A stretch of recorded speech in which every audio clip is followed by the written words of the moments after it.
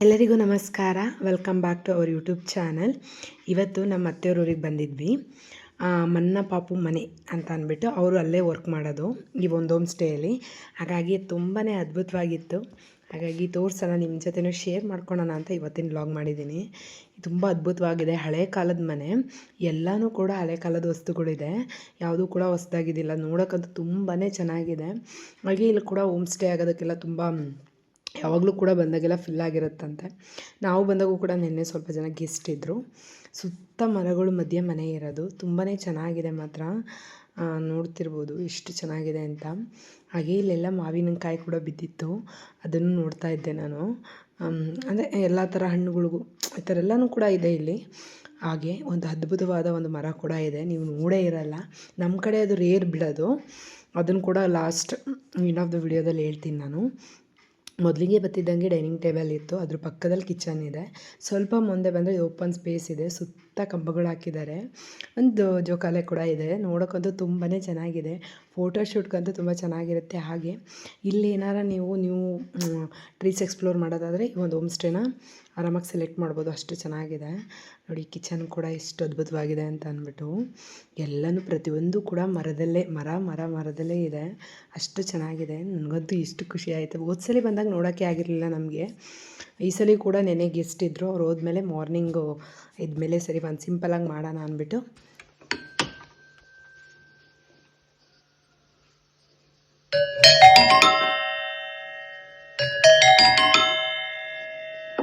ಅಂತ ಅಂದ್ಬಿಟ್ಟಿದೆಲ್ಲ ಆವಾಗಿನ ಕಾಲದ್ದು.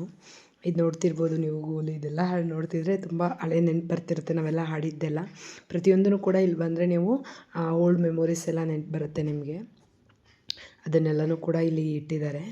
ಅಂದರೆ ಅದೇ ಆವಾಗಿನ ಕಾಲದ್ದು ಏನೆಲ್ಲ ಇದೆಯೋ ಅದು ಯಾವುದೂ ಕೂಡ ಚೇಂಜ್ ಮಾಡಿಲ್ಲ, ಎಲ್ಲನೂ ಅದೇ ರೀತಿ ಇಟ್ಟಿದ್ದಾರೆ. ಬಂದವರು ಅದೆಲ್ಲ ನೋಡೋದು ಚೆನ್ನಾಗಿರುತ್ತೆ. ಇದು ಬಂದು ಅಟ್ಟ ಇದೆ.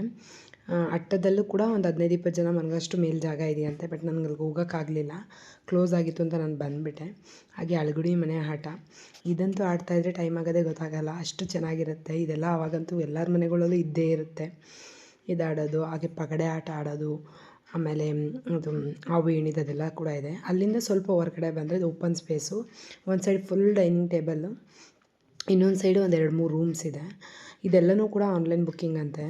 ತುಂಬಾ ಚೆನ್ನಾಗಿದೆ. ನಾನು ನಾನು ಫಸ್ಟ್ ಟೈಮ್ ನೋಡ್ತಿರೋದು. ಹಾಗೆ ಹೇಳ್ತೇನೆ, ಹೋಮ್ ಟೂರ್ ಕೂಡ ಹಾಗೆ ವಿಡಿಯೋನೂ ಕೂಡ ಮಾಡಿದೆ ನಾನು, ನಿಮಗೂ ಕೂಡ ಇಷ್ಟ ಆಗುತ್ತೆ ಅಂತ. ಸುತ್ತ ಎಲ್ಲ ಕೋಕೋ ಮರಗಳು ಜಾಸ್ತಿ ಇಲ್ಲಿ, ವಾಟರ್ ಆಪಲ್ಲು, ಕೋಕೋ ಮರಗಳು. ಹಾಗೆ ಇದು ಬಂದುಬಿಟ್ಟು ಮರ ಕೋಕಮ್ ಅಂತ ಅಂದ್ಬಿಟ್ಟಂತೆ. ಇದು ಅಂದರೆ ಹುಳಿ ಇರುತ್ತಂತೆ. ಈಗ ನಾವು ಸಾಂಬಾರಿಗೆ ಈಗ ಹುಣ್ಸೆಹಣ್ಣು ಯೂಸ್ ಮಾಡ್ತೀವೋ, ಇಲ್ಲೆಲ್ಲ ಸಾಂಬಾರಿಗೆ ಈ ಒಂದು ಸಿಪ್ಪೆನ ಯೂಸ್ ಮಾಡ್ತಾರಂತೆ, ಒಣಗಿಸ್ಬಿಟ್ಟು.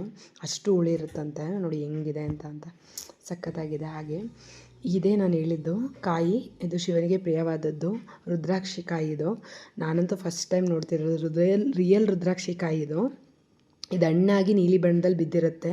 ಆ ಸಿಪ್ಪೆ ತೆಗೆದ್ಮೇಲೆ ಈ ರೀತಿ ಆಗಿರುತ್ತೆ ಕಾಯಿ. ಇದನ್ನು ಒಣಗಿಸ್ಬೇಕು ನಾವು. ಒಣಗಿಸಿದ್ರೆ ಅಂದರೆ 5 ಮುಖ ಆ ಥರ ನಮಗೆ ರುದ್ರಾಕ್ಷಿ ಕಾಯಿ ಇದಾಗುತ್ತೆ. ತುಂಬಾ ಚೆನ್ನಾಗಿದೆ. ಇದೆಲ್ಲ ಕೆಳಗೆ ಬಿದ್ದಿತ್ತು. ಇದು ಆಲ್ಮೋಸ್ಟ್ ರುದ್ರಾಕ್ಷಿ ಮರ ಎಲ್ಲ ನಾವು ನೇಪಾಳ ಆ ಸೈಡೆಲ್ಲ ನೋಡಿರ್ತೀವಿ.